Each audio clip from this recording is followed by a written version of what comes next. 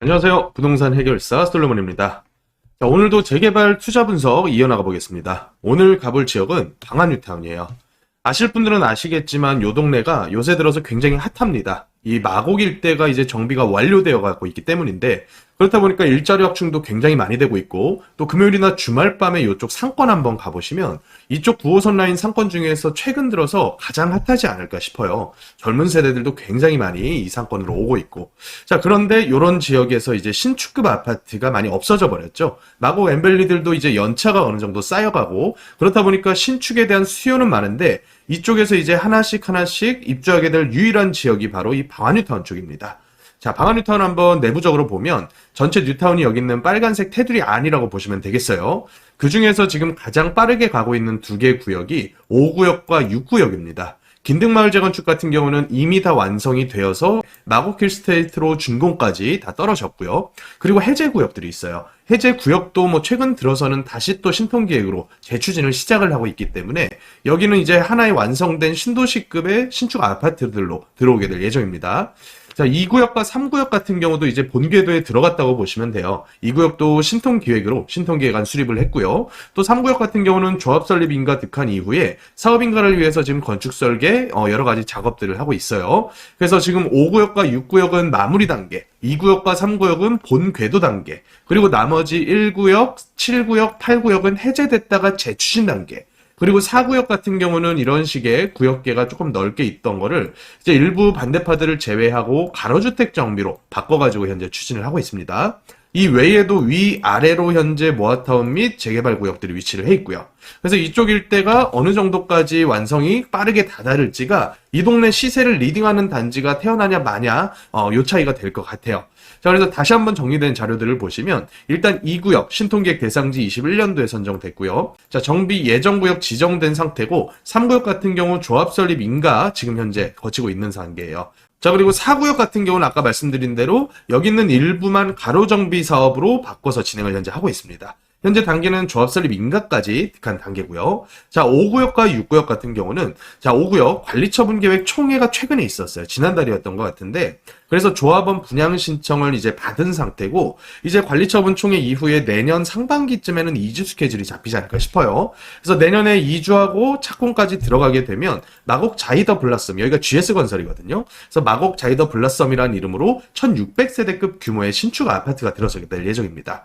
6구역은 보다 빨라요. 지금 이미 철거가 완료돼 있고 빠르면 올 하반기 안에도 일반 분양이 예정돼 있습니다. 자, 그런데 이 지역들 제가 지금 주목하는 이유가 뭐냐면 인근에 이제 신규 업무 벨트가 하나가 생긴단 말이죠. 자, 지금 현재 김포공항도 현대화, 그리고 마곡도 역시 LG 사이언스파크 입주, 이런 식의 업무지구 확충이 되고 있는데 거기다가 9호선과 5호선이라는 황금 노선을 품은 신도시급 재개발이라고 하는데 의미가 있어요. 솔직한 얘기로 서울 전체 지도를 펼쳐놨을 때 강서구는 가장 끝자락이란 말이죠. 그래서 사람들의 관심도가 마곡 들어오기 전까지는 굉장히 적었다고 보시면 돼요. 하지만 마곡의 지금 시세가 거의 뭐 84 기준에서는 14억대를 넘어서 15, 16억대의 호가가 올라가 있는 상황이거든요.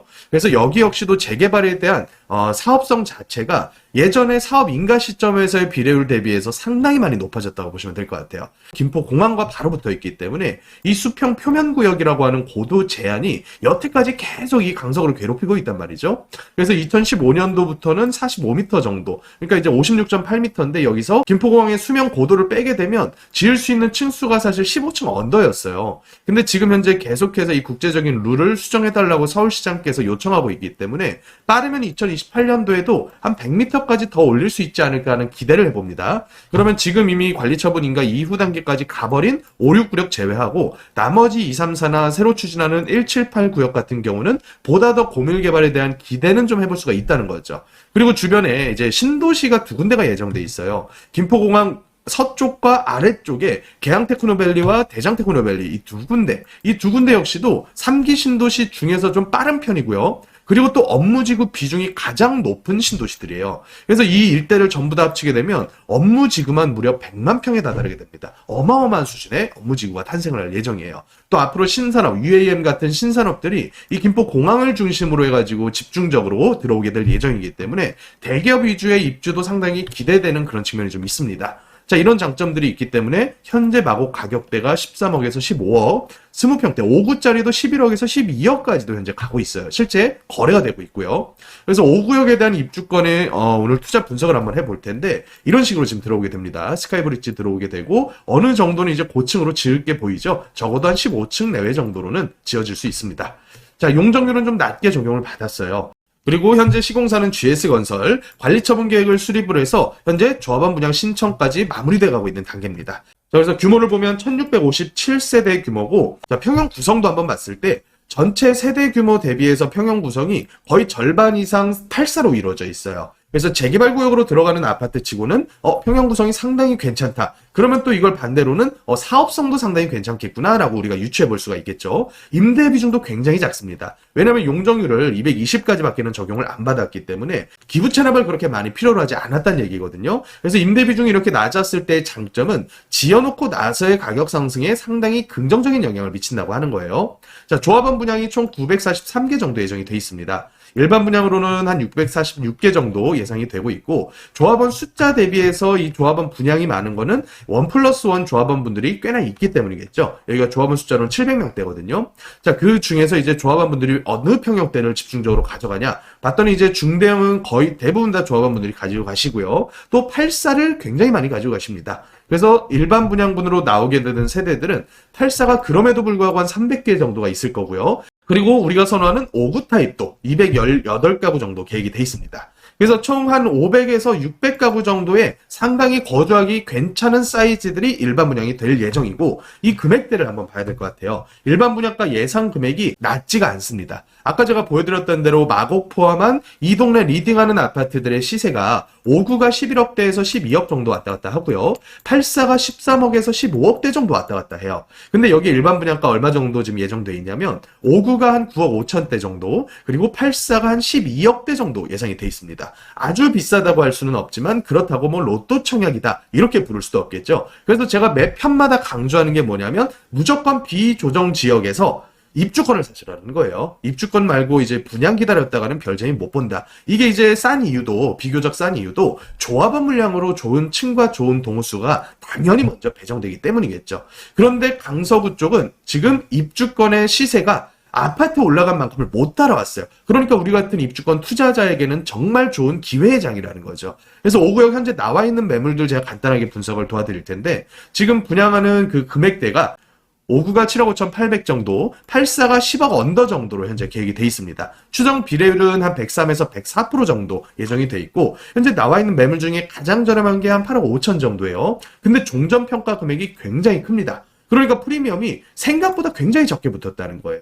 저번에 살펴봤던 신당 8구역이 한 6억에서 7억 정도 프리미엄이 붙었었고요. 흑석 같은 경우는 9억에서 10억 정도가 붙었었어요. 부가연도 이와 비슷한 정도로 붙었었고요.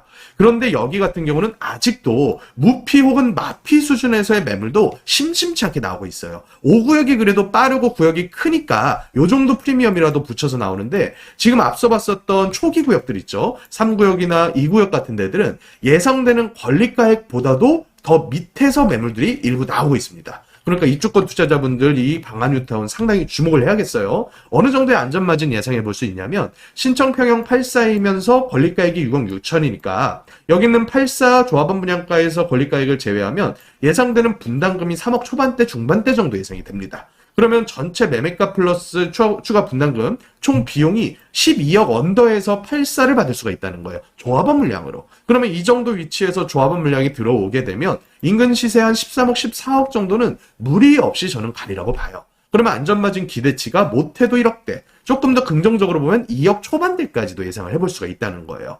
보다 더 큰 물건을 무피 정도 주고 사면 이 안전마진은 훨씬 더 커지겠죠. 지금 현재 매물이 13억 5천이 나와 있는데요. 이 물건이 지금 권리가액이 13억 5천이에요. 그러니까 무피 물건이라는 거예요. 그러면 이 물건이 지금 5구랑 8사 신청했으니까 두 개 더하면 한 18억 정도의 전체 분양가를 내야 되는데, 이미 13억 5천 정도를 기여를 했으니까 내야 되는 분담금은 기껏 해봤자 한 3억 중반에서 4억 정도, 그 정도만 이제 내면 된다는 거예요. 자, 그러면 그렇게 했을 때 이 20평대 플러스 30평대의 시가가 주변 동네 시세 대비해서 어느 정도 가냐면 24, 5억 정도 예상을 할 수가 있어요. 근데 내가 들인 비용은 얼마다? 한 18억대 정도밖에 안 된다는 거예요. 그러면 내가 기대하는 안전마진은 낮아도 7억, 높게 예상하면 8억까지도 예상을 할 수가 있다는 거예요.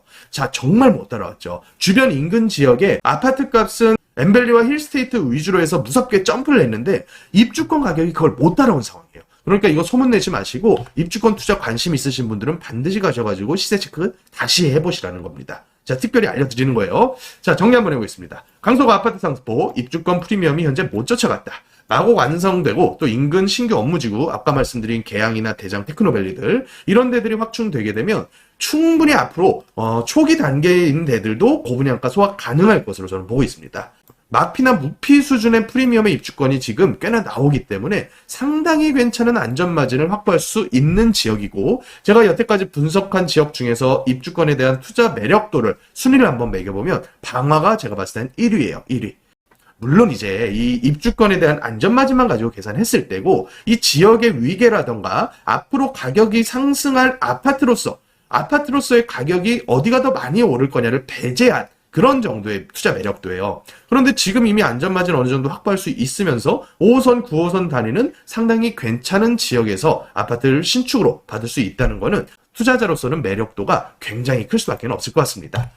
자, 이런 식의 데이터를 통한 비교 분석을 해야지만 훌륭한 입주권 투자를 할 수 있거든요. 그래서 이런 투자 전략에 대해 궁금하신 분들은 토요일 오프라인 강의 때 뵙도록 하겠습니다. 지금까지 부동산 해결사 솔로몬이었습니다.